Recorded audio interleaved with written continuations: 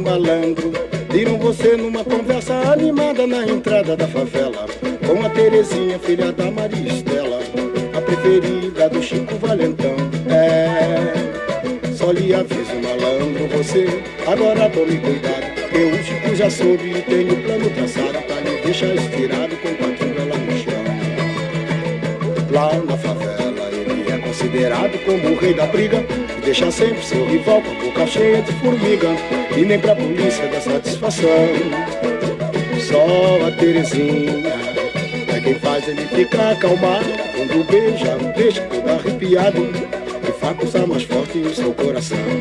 Cuidado, malandro, viram você numa conversa animada na entrada da favela, com a Terezinha, filha da Maria Estela, a preferida do Chico Valentão. Só lhe aviso, malandro, você agora tome cuidado, que o Chico já soube e tem um plano traçado pra lhe deixar estirado com patrulha lá no chão. Lá na favela ele é considerado como o rei da briga, deixa sempre seu rival com a boca cheia de formiga, e nem pra polícia dá satisfação.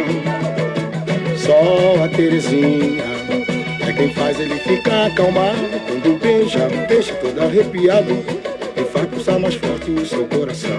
Quando beija, deixa todo arrepiado, e faz pulsar mais forte o seu coração. Quando beija, deixa todo arrepiado, e faz pulsar mais forte o seu coração.